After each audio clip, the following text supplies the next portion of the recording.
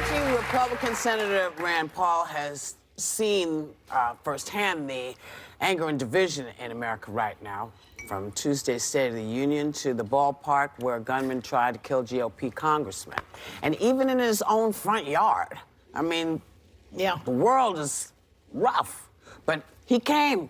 Didn't bother him. He came and hung out with us. So please welcome Senator Rand Paul. So, Senator, we heard about the altercation and all that, but how are you doing? Because it was a little more serious than people led us to believe. Yeah, and I didn't know how badly I was hurt in the beginning. I knew I was having trouble breathing and pain with the breath. And I found out I had 6 broken ribs. 3 of the ribs were sort of broken and displaced. Right. And so as they heal, they'll sort of heal in a crooked fashion. But then I also discovered that my lung was damaged underneath it, and I had pneumonia a couple times. And to describe sort of what it's like, how much it hurt, I couldn't sit up. I had to have help to sit up for the first 4 or 5 weeks. And it was a neighbor who attacked you. That's a drag. Yeah, who knew you had to have armed protection to mow your yard, you know? But the guy claims that it was over your lawn. How bad was the lawn exactly? Were there dead leaves? There were a few rabbits, you know, in the long grass and, you know, varmints, but it's Kentucky. I thought you could have long grass. But that's what he said it was about. He said, I couldn't stand Yeah, I think his it's lawn. more than that. I but think, what is it? I don't know, somebody who's going to attack you has to have something else wrong other than that, other than your yard. So you think it's just a I don't know. nutcase? You know, I don't know exactly. It's hard to know what's in the mind of someone, but I think it fits in, and it, you know, with the whole idea of the country being angry, whether it's over your yard or whether it's over, even the guy that shot us in the ball field, he was known as a guy who one of his neighbors told him to quit shooting his gun in the backyard because his kids were out there, and he hit the neighbor with the stock of his gun in the face. So there are just some people out there that are so angry. I know, and they all have guns, though, Senator. I mean, maybe they should look into that. There's just a great deal of anger, and there's somehow we have to do better. Well, you just brought up the horrific tragedy of Steve Scalise being shot, and I remember I was on vacation, and I was just took my breath away. I started crying. It's so scary. You're actually there on the baseball field. Do you think his motivations were political?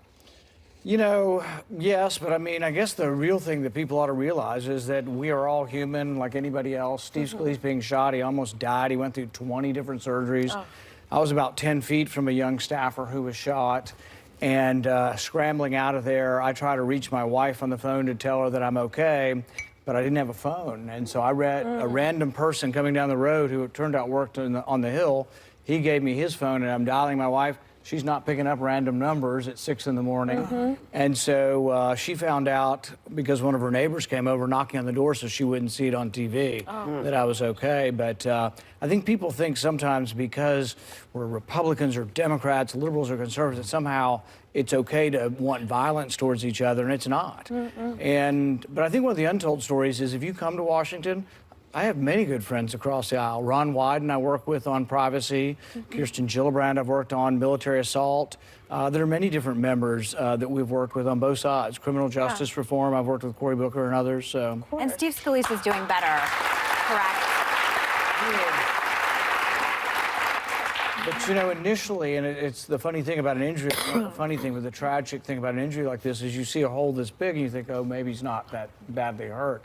But it turned out he was very severely hurt with internal damage, and he just had another operation just in the last week.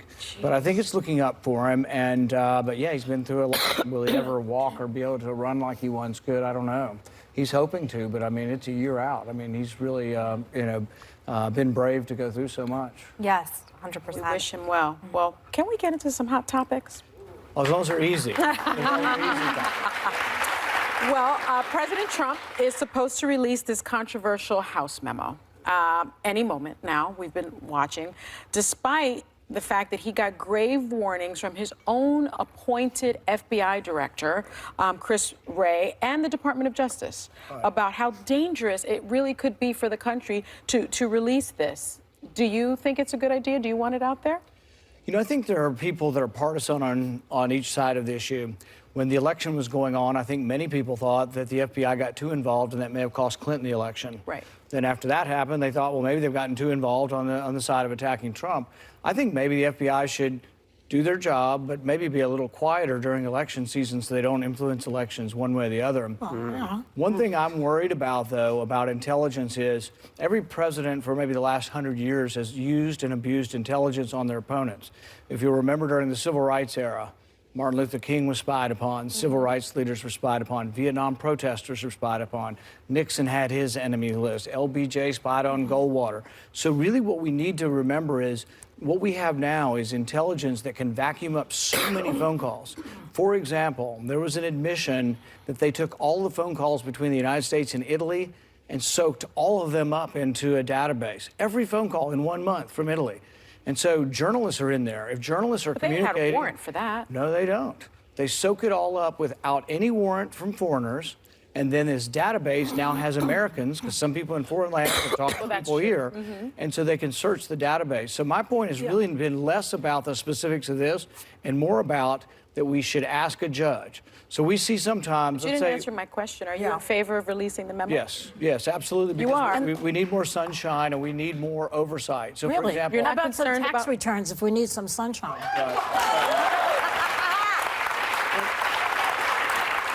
You're not concerned about the Let me classified answer this one information? first. So what I would say, Joy, first of all, and that is, you can argue for sunshine on his tax returns, but do you want the IRS to search his database and secretly give that out to the media? Do you want your No, tax I wanted returns to give it to given the out? FBI. Yeah. Well, nobody's tax returns should be given to anyone unless a judge has a warrant for why you have probable cause. We agree, but he's under investigation. He's possibly in violation of the emoluments Well, clause. I would think they'd like to look at his tax He's the first returns. president that has never released There's a them. very Yeah. valid political point that you can Yeah. make that he should release them when he's running for office. Right, But as sure. far as the worrisome thing is that the government has all of your information. Do you want them releasing it willy-nilly against their enemies? And think who the enemies are. The enemies are people that are minorities of opinion, minorities of color, people who have a lifestyle that other people think is unacceptable. Do you want the government or the majority to be able to selectively target their enemies? Well, but you're just- did anybody say this when the FBI first sort of when Comey was doing his back and forth with who he was? I mean, I appreciate all this transparency, but you know what? It's a little bit late for y'all for all of them, Democrats and Republicans, because I just feel like, listen, you know, if you're going to give me a piece of information, give me all the information. Don't cherry pick it. Give me everything. Well, Paul Ryan wants to put the Democratic memo to counter why this not? out Why not now. both You of them? agree with that? I'm fine with that. But I will say that if you look at my positions, I had the same position under President Obama that I have under President Trump. And that is that the power to listen to people's conversation, your private conversations, are private and nobody else's business. And the government should not reveal that. Okay, so when Bush decided that they needed to make sure that they could find out where the terrorists were or knew all of that. So how does that work? Is that because, you know, if we're concerned about terrorism and we're banning people from coming in, one would think you'd want to know if somebody said on the phone call, I'm coming and I'm bringing everything. So we have this program. We have this program, it's called FISA, Foreign Intelligence Surveillance Act. And so we spy on foreigners, and they actually don't get warrants for that. They just spy on every foreigner, and that's to prevent terrorism. And I'm fine with that. But when those foreigners talk to Americans, it's not always Americans have talked to terrorists. Could be journalists talk to people overseas. They can be trapped in that. It could be presidents, senators, congressmen talk to people overseas, and they get caught up in this database. What you don't want is someone who has an enemies list, someone who says, I don't like the civil rights activists, or I don't like the Vietnam War protesters, I don't like white people, black people, brown people. You want to make sure that bias and bigotry cannot happen, but that's how you... But you want it not warrant. happening on both sides. See, you want to be... you want to make sure that if you're going to do that, then it applies to everybody. You can't pick and choose who's got the good enemies and who's got the bad enemies. That's just...